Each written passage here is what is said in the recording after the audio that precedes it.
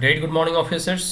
मैं सुमित कुमार सिंह आप तमाम यूपीएससी एस्पेरेंट्स या अन्य कोई कम्पिटेटिव एग्जामिनेशन की तैयारी कर रहे विद्यार्थियों का इस मगध पुत्र ड्रीम आईएएस यूट्यूब चैनल में अभिनंदन करता हूँ। माय डियर फ्रेंड्स, आज हम लोग यूपीएससी सिविल सर्विसेज 2019 का 2019 का हिस्ट्री ऑप्शनल सब्जेक्ट इतिहास वैकल्पिक विषय का जो है हम लोग पेपर 2 को एनालाइज करने का प्रयास करेंगे, इसे समझने का प्रयास करेंगे और इसे रीड करने का प्रयास करेंगे, जिसके माध्यम से हम ये जान पाएंगे कि यूपीएससी जो है किस प्रकार के क्वेश्चंस वैकल्पिक विषय में, ऑप्शनल विषय में, इतिहास के ऑप्शनल विषय में जो है वह पूछती है।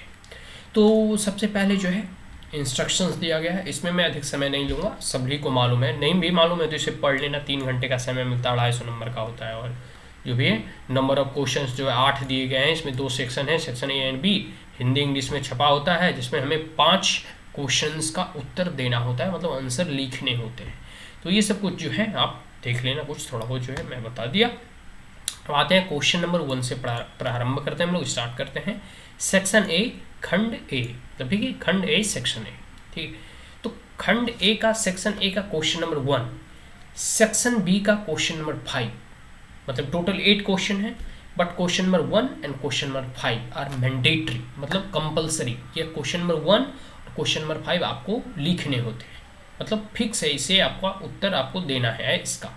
और इसके बाद आपके पास बच जाता है 3 और क्वेश्चन चुनना है, तो कोई भी सेक्शन ए या सेक्शन बी से चुनकर जो है आप लिख सकते हैं, ठीक है। Critically examine the following statement, answer the following in about 150 words. 150 शब्दों में हमें क्वेश्चन नंबर 1 का उत्तर लिखना होता है, जितने भी दिए हुए 1 में A B C and D.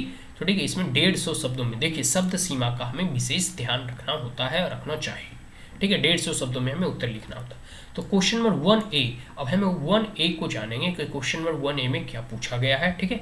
तो Tipu Sultan was trying to build in Mysore a strong centralized and militarized state with the ambitious territorial designs।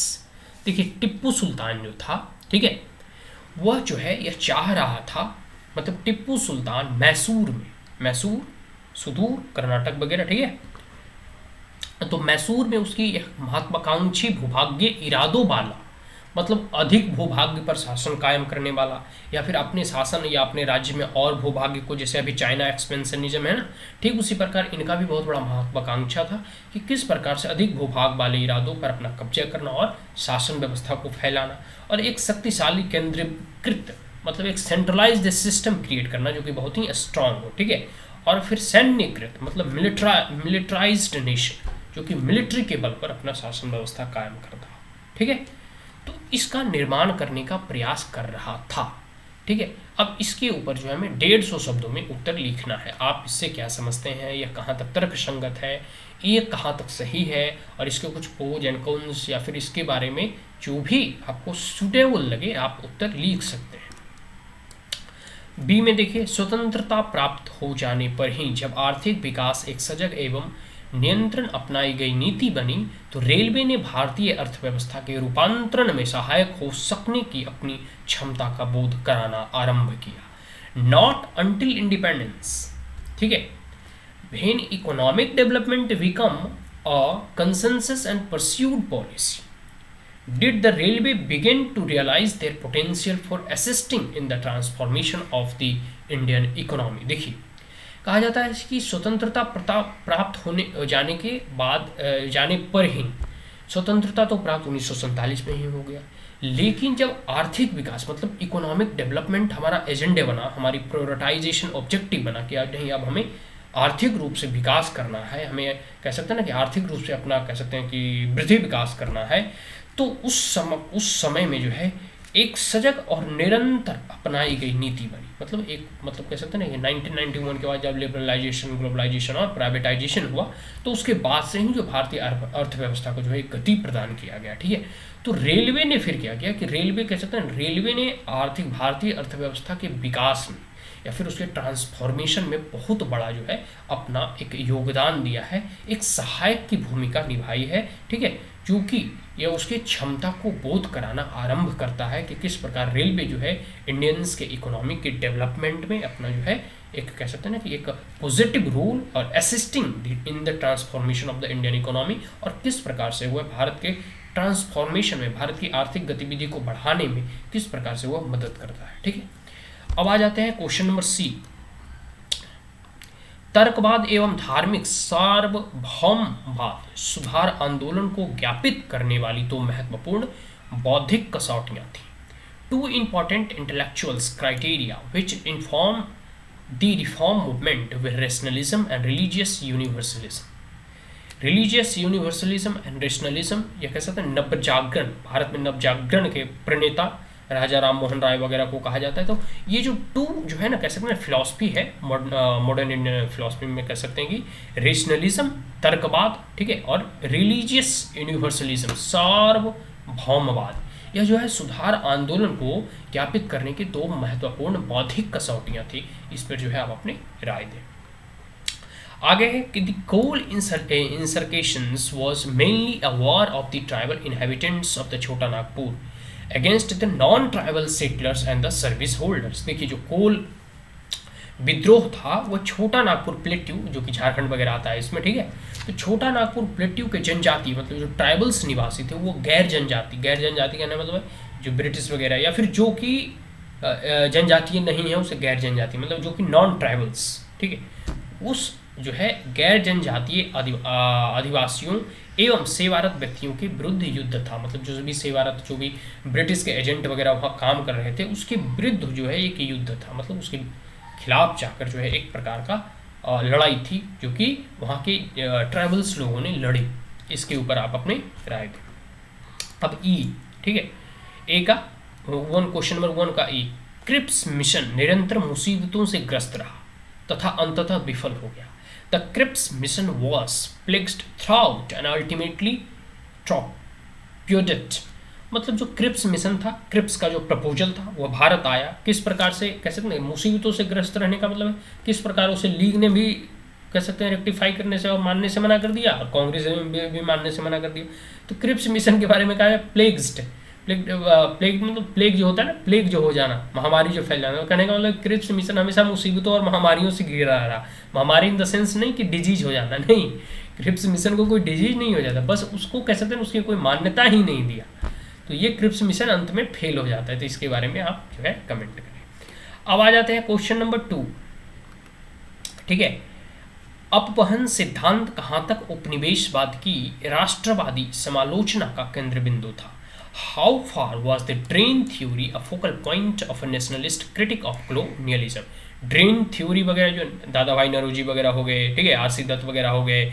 Drain theory कहने का मतलब है कि किस प्रकार जो भारत के स्वतंत्रता सेनानी थे उनका मानना था कि भारत की संपदा को लूट कर जो है ब्रिटेन जो है और के लोग जो है ब्रिटेन की जो औपनिवेशिक व्यवस्था थी वह भारत की संपदा को लूट खरोट कर जो है अपने देश ले जाई जा रहे, जिससे कि है कि भारत का विकास जो है अवरुद्ध हो चुका है, भारत का डेवलपमेंट होना बंद हो चुका है।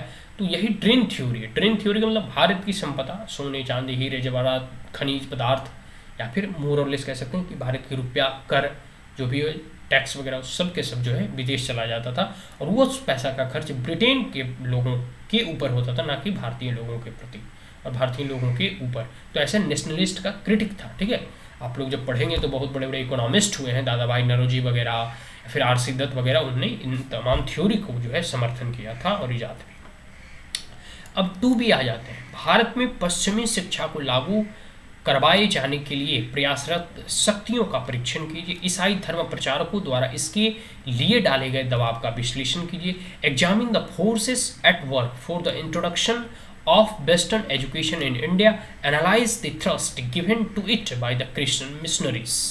देखिए किस प्रकार से जो है आज भी देखोगे भारत में इंग्लिश मीडियम स्कूल का बहुत ही प्रचलन बढ़ चुका है, ग्राम गांव तक यह फैल चुका है। दूसरी बात है कि किस प्रकार जो क्रिश्चियन मिशनरीज थे वह भारत में जो है अपने ईसाई धर्म को प्रचार करने के लिए, वहाँ ईसाइयत की कह सकते हैं कल्चर संस्कृति को फैलाने के लिए इंग्लिश एजुकेशन को किस प्रकार से और जो है बढ़ावा दिया। इंग्लिश एजुकेशन हो गया, इंग्लिश लिटरेचर हो गया, इंग्लिश मतलब एक मैकले वगैरह की जो शिक्षा नीति थी, उनका कहना था कि भले वो देखने में भारतीय हों लेकिन पहनावे ओढ़ावे और शिक्षा, मानसिक सोचने की शैली में वो एक वेस्टर्न हो, मतलब इंडियन वेस्टर्न पीपुल या फिर इंडियन फॉरेन। कहने का मतलब है कि उनका रूप रंग तो भारतीय हो लेकिन उनका टेस्ट वेस्टर्न हो। आगे है क्वेश्चन नंबर 2C। क्या आप इस मत से सहमत हैं कि कर्नाटक में आंग्ली फ्रांसी संघर्ष ने दक्षिण भारत के प्रांतीय क्षत्रपों की आंतरिक अवनति को प्रदर्शित किया? Do you subscribe to the view that the Anglo French tussle in Carnatic demonstrated the internal decay of the provincial chieftains of South India? मतलब है कि जो भी कर्नाटक वगैरह जो एंग्लो फ्रांसीसीज थे, मतलब वहाँ के एंग्लो फ्रांसीसीज कहने का मतलब है कि इंडिया और फ्रेंच इन कर्नाटक में जो है जो हुआ था, मतलब कर्नाटक के कई एक युद्ध हुए, फर्स्ट कर्नाटिक वार, सेकंड कर्नाटिक वार, फोर्थ कर्नाटिक वार। तो कर्नाटिक जो वॉर होते थे, ठीक है, उसमें एंग्लो फ्रेंच जो टसल था, एंग्लो फ्रेंच जो संघर्ष होता था, उसमें है कि कभी फ्रेंच और कभी ब्रिटेन कूदता था, ठीक है। इसमें कभी कभी शुरुआत में तो पुर्तगीज वगैरह भी इसमें संघर्ष में शामिल थे, खैर वो अलग चीज़ है।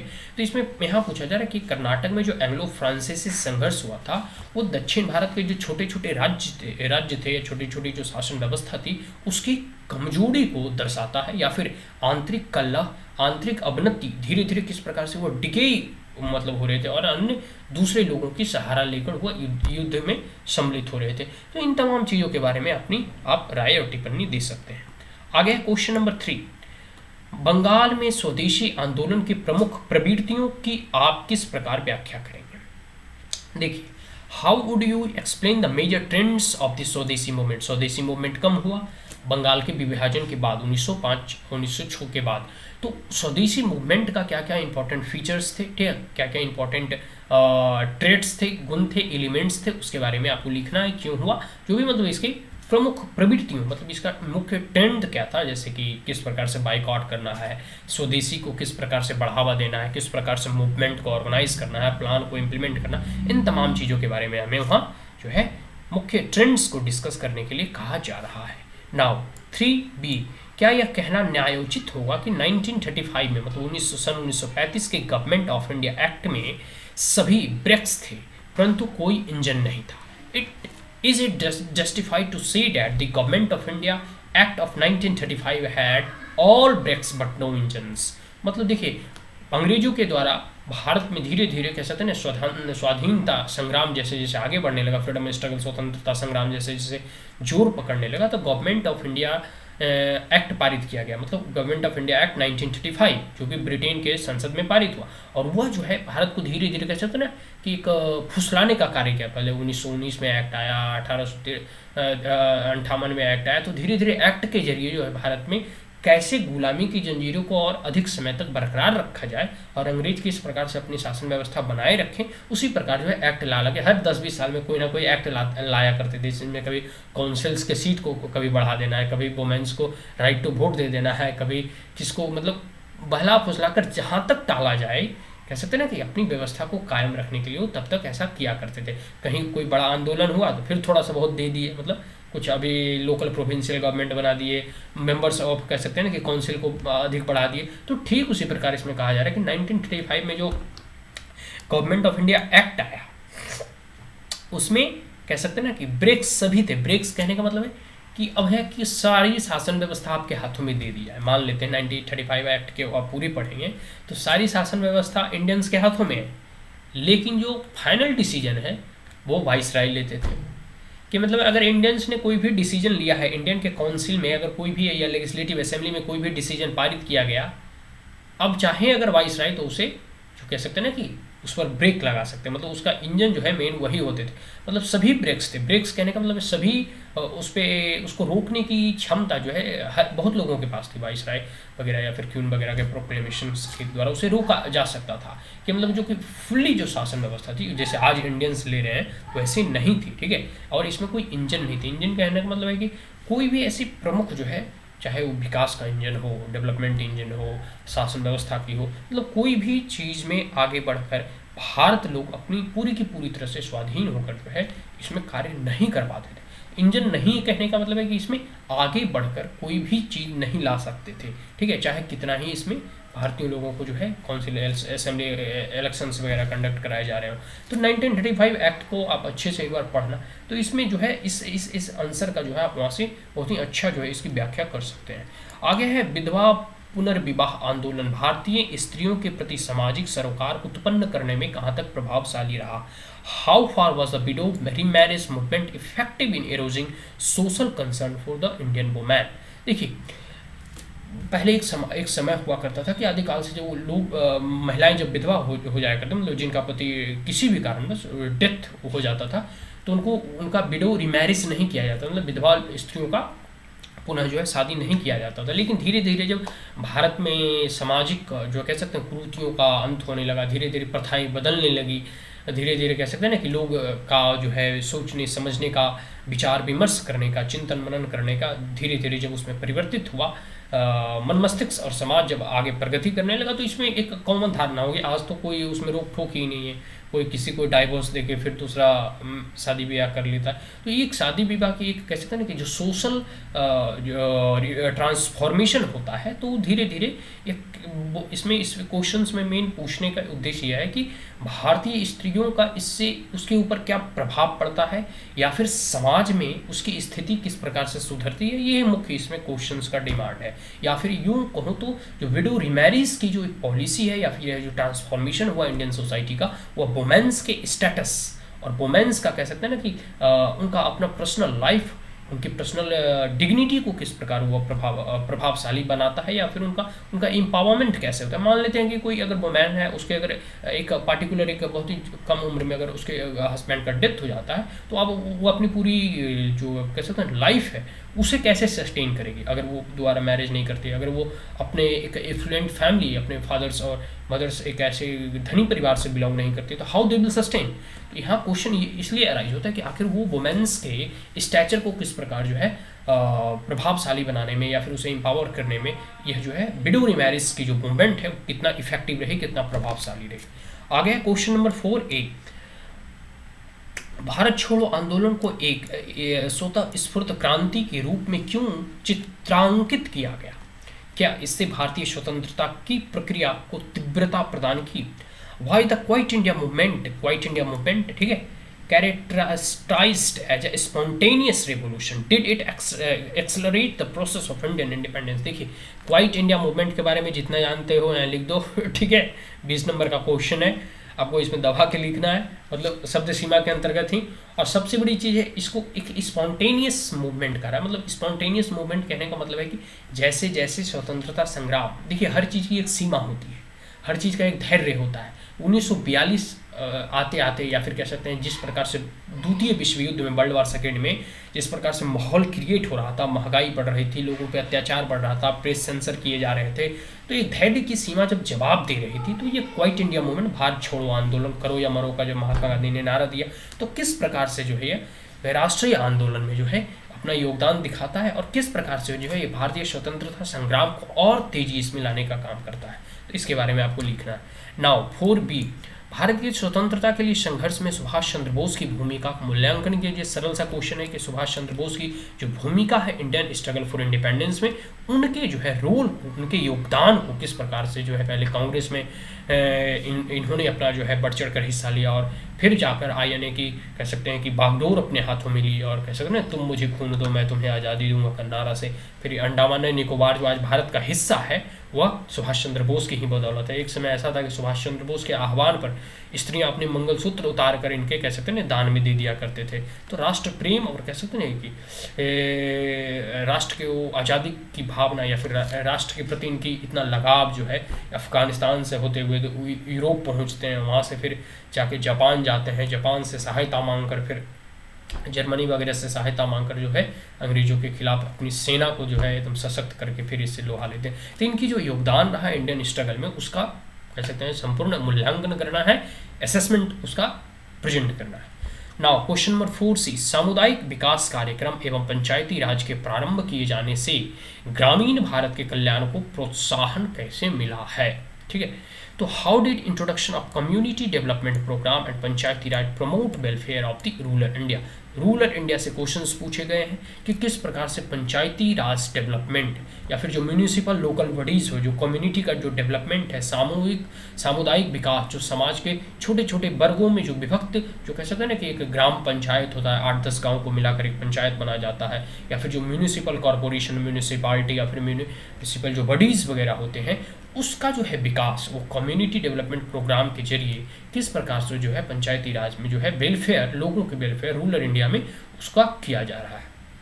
तो इन तमाम चीज़ों के बारे में हमें अपनी व्याख्या लिखनी है। अब आ जाते हैं खंड बी, क्वेश्चन नंबर 5। यह मैंडेटरी है, सभी को लिखना है।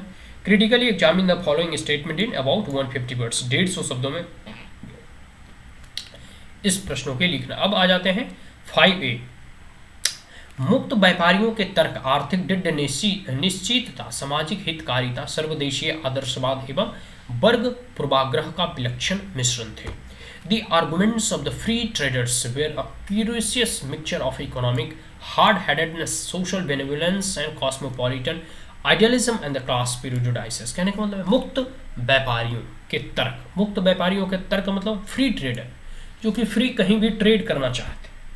जैसे ग्लोबलाइजेशन के इरा में आप कहीं भी ट्रेड कर सकते हैं, तो जो भी मुक्त व्यापार के फ्री ट्रेड और फ्री कह सकते हैं ना कि फ्री एंड फेयर ट्रेड की जो ये बात करते थे कि मतलब हमें कहीं भी व्यापार करने की आज़ादी मिलना चाहिए, उनका जो कह सकते हैं ना कि मिक्सचर ऑफ मेनी इकोनॉमिक जो है क्रूसेस, जैसे हार्ड हेडेडनेस, कहने का मतलब है कि डिट निश्चितता, ठीक है, और सोशल बेनिवोलेंस मतलब सामाजिक हितकारिता, और सर्वदेशीय आदर्शवाद मतलब विश्व बंधुत्व की बात, या कह सकते हैं सार्वभौमिकता की बात जो है, कॉस्मोपॉलिटन आइडियलिज्म की वह बात रखते थे, एंड क्लास प्रेजुडाइसेस वगैरह, ठीक है, वर्ग पूर्वाग्रह का विलक्षण मिश्रण थे। इन तमाम चीज़ों का, इन तमाम जो है तत्व का एक मिश्रण था, एक मिक्सचर था।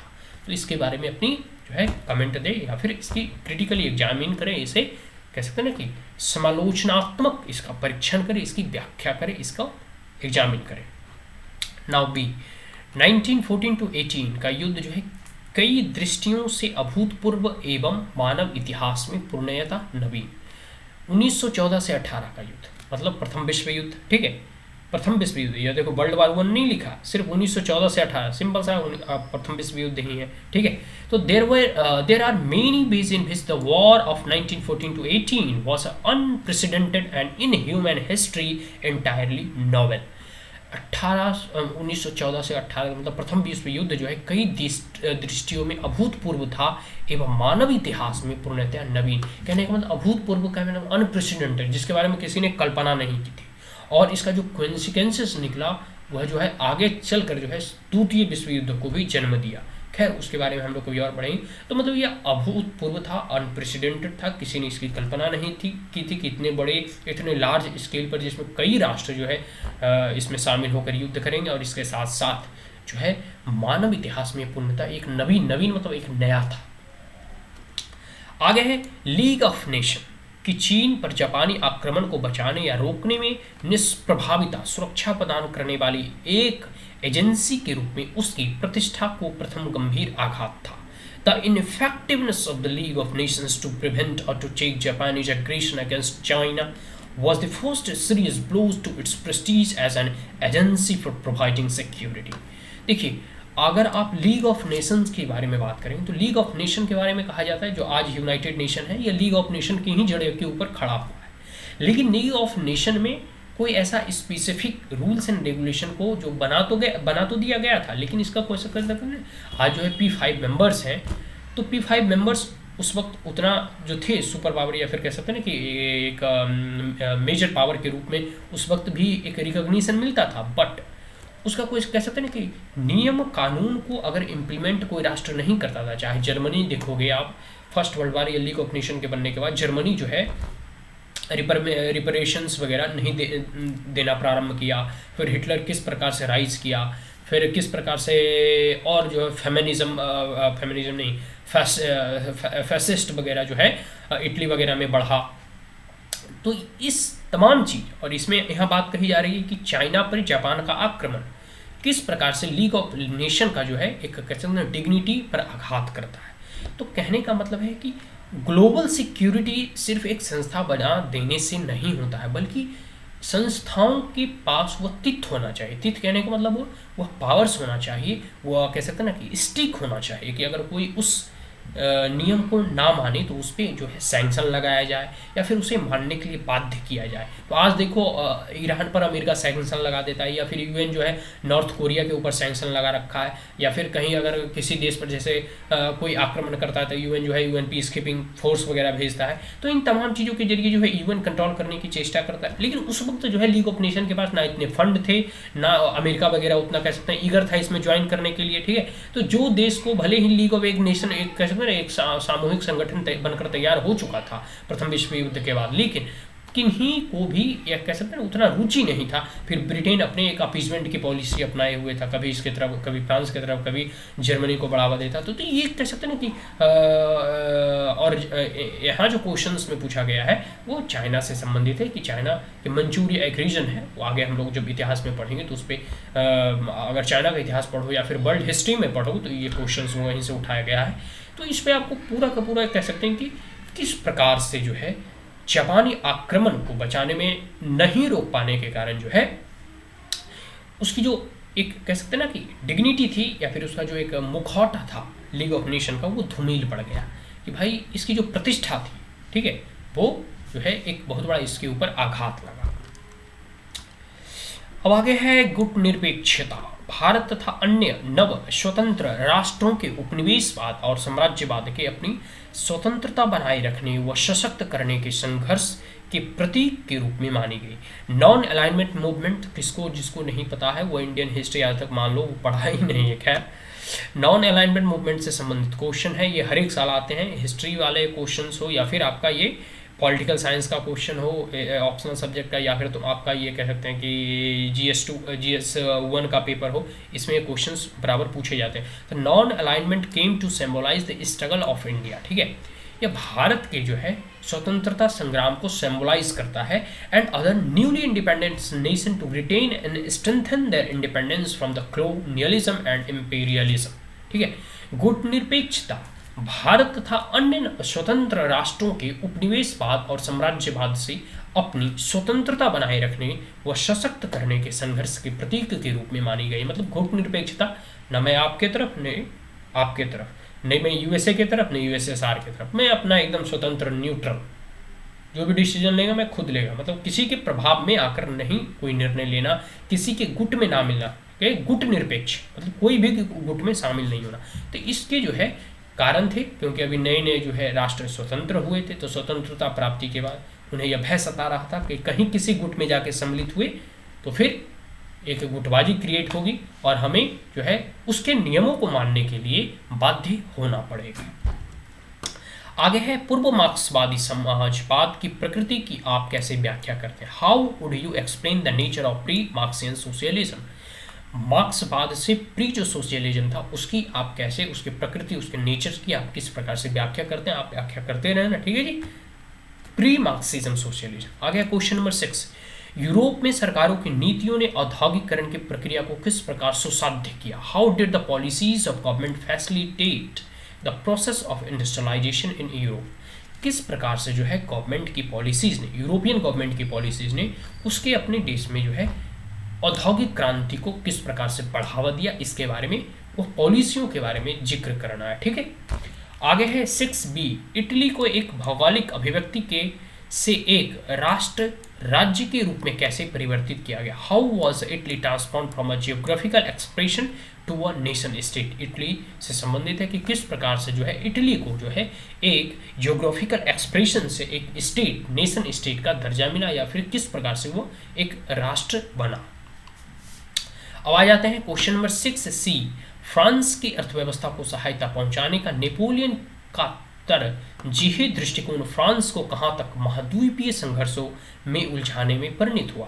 How far did the Napoleonic preferential stance to help out the French economy result in broiling France in continental conflict? देखिए नेपोलिक वार जो होता है, नेपोलियनिक वार, या फिर कह सकते हैं ना कि आप लोगों ने विश्व इतिहास में अगर इसके बारे में नहीं जानते तो नेपोलियन एक बहुत बड़ा शासक हुआ करता था, इसकी कह सकते हैं ना कि वेट मेजर्स की पॉलिसी या फिर यूनिफॉर्मिटी की पॉलिसी बहुत ही अच्छी पॉलिसी जो है कुछ अपनाया था। आप जो है क्लास 10th या 9th के इतिहास में शायद 9th या 10th में पढ़ते हैं इसके बारे में। लेकिन जब आप आधुनिक भारत का इतिहास पढ़ते हैं या फिर विश्व का इतिहास पढ़ते हैं तो उसमें नेपोलियनिक वार जो है उसके बारे में पढ़ना होता है। तो उसी से क्वेश्चंस पूछा जा रहा है। फ्रांस का जो यह नेपोलियन था, इस नेपोलियन ने जो है नेपोलियनिक प्रेफरेंशियल स्टैंड जो था कि किस प्रकार से वो अपने राष्ट्र को आर्थिक समृद्धि करे, आर्थिक मतलब कह सकते हैं आर्थिक रूप से उसे एक महाशक्ति बनाए। इसी अवधारणा ने फ्रांस को जो है पूरे के पूरे महाद्वीपीय एक कॉन्फ्लिक्ट में, एक संघर्ष में जो उलझाने का कार्य किया।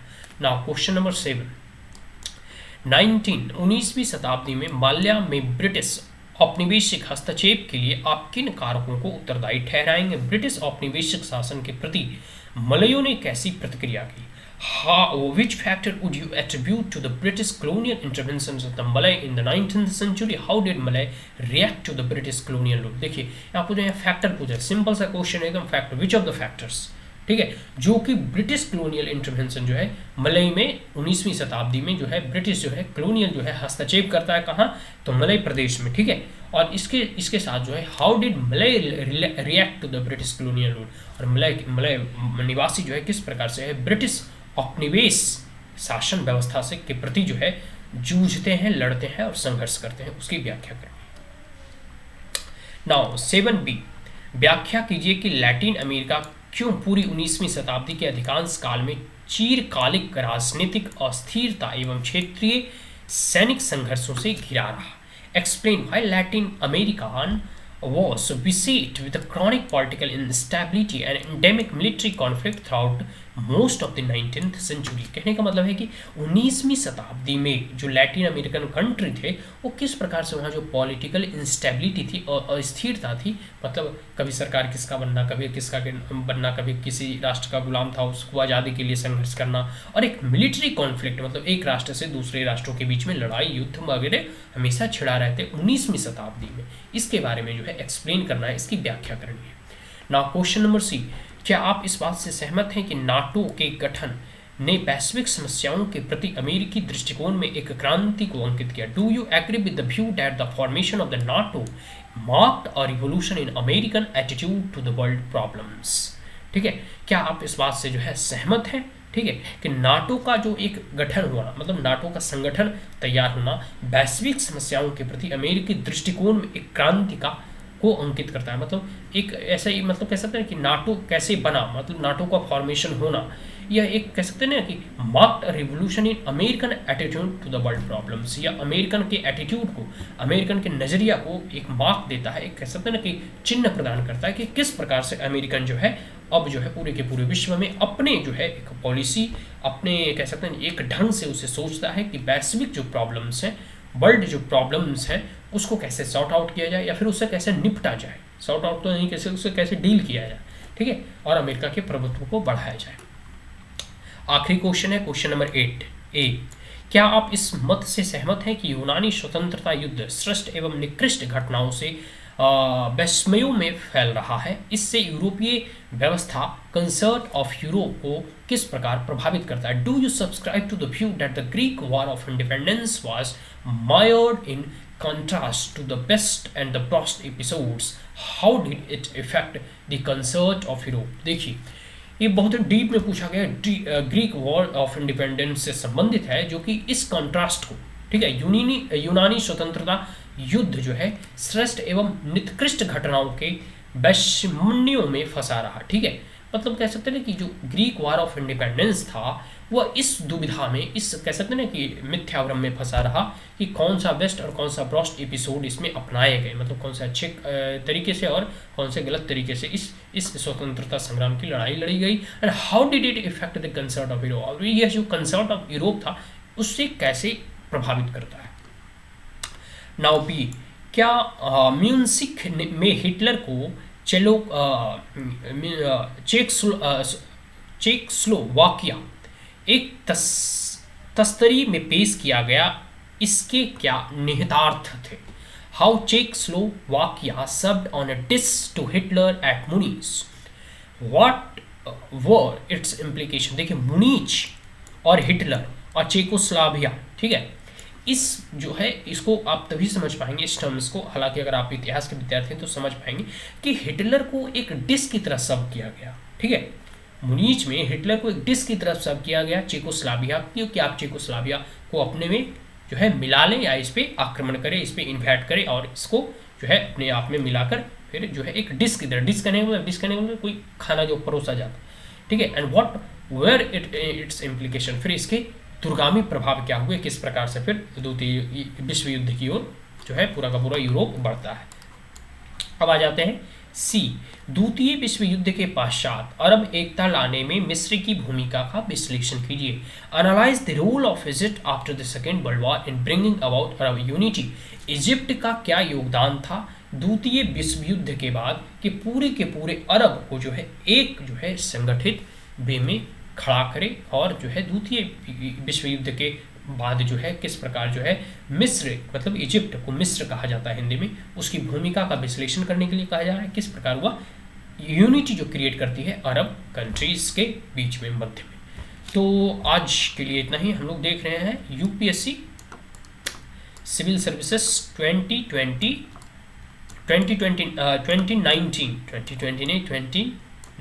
ठीक है, 2019 का सिविल सर्विसेज मुख्य परीक्षा ऑप्शनल सब्जेक्ट जो है वैकल्पिक विषय होता है इतिहास का पेपर 2। पेपर 1 ऑलरेडी हम लोग देख चुके हैं, 2020 का भी देख चुके हैं, 2019 का हम लोगों ने पेपर 1 भी देखा, पेपर 2 भी आज संपन्न हुआ।